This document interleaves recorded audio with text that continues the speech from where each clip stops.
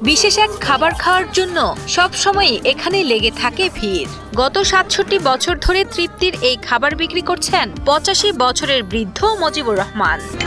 এই খাবার বিক্রি করেই তিনি করেছেন মাথা গোঁজার ঠাঁই। ছেলেকে পাঠিয়েছেন প্রবাসে, আর ২ মেয়েকে দিয়েছেন ধুমধাম করে বিয়ে। মূলত সপ্তাহের প্রতি রবিবার এই বৃদ্ধ বিক্রি করেন গুড়ের শরবত, যা খাওয়ার জন্য লাইন ধরে থাকেন হাটে আসা সাধারণ মানুষেরা। এখানকার ভিতরে ৮-১০টা দোকান আছে, সব থেকে এটা লগে অরিজিনাল আখের করে দিই। এই কাকার জিনিসটা সবার লগে তুলনা হয় না। লেবু রসটা যেমন এটা লগে পুরা বিখ্যাত অনেক বছরের। ছেলে বিদেশ, মেয়ের জন্য বিয়ে হয়ে গেছে, সব একখানে বিল্ডিং করছে, একতলা করে ৩তলা ফাউন্ডেশন দিয়ে, মায়া ৩তলা ফাউন্ডেশন দিয়ে করছে। নারায়ণগঞ্জের সোনারগাঁওয়ে ২০০ বছরের পুরনো কাইকাট্টে ঘাট। এই বাজারেই মজিবুর রহমান গুড়, পানি, লেবু আর বরফের অতি সাধারণ উপকরণে তৈরি এই অসাধারণ শরবত বিক্রি করেই তিনি নিজের ভাগ্য বদলেছেন। এই বৃদ্ধের জাদুকরী স্বাদের এই শরবত কেবল একটি পানীয় নয়, বরং নারায়ণগঞ্জের সোনারগাঁওয়ের কাইকাট্টে ঘাটের এক অনন্য পরিচয়।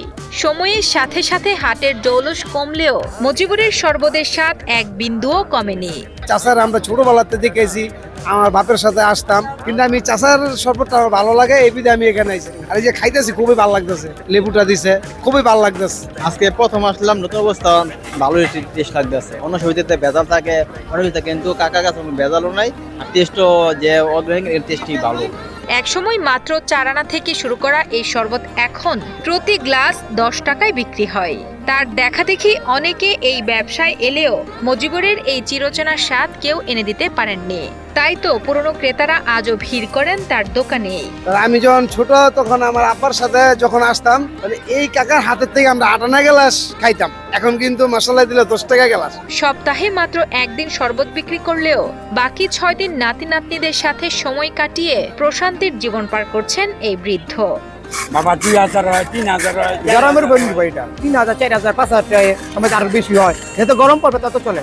অনেক দূর থেকে আসে, ঢাকা থেকে আসে, জানপুর থেকে, ঢাকা থেকে আসে, অনেক দূর থেকে আসে। কাইকার থেকে আসলে সবাই শরবতটা খায়। এখানকার শরবত অনেক জনপ্রিয় এবং শরবত অনেক ঠান্ডা, খাইলে মনে একটু শান্তি লাগে।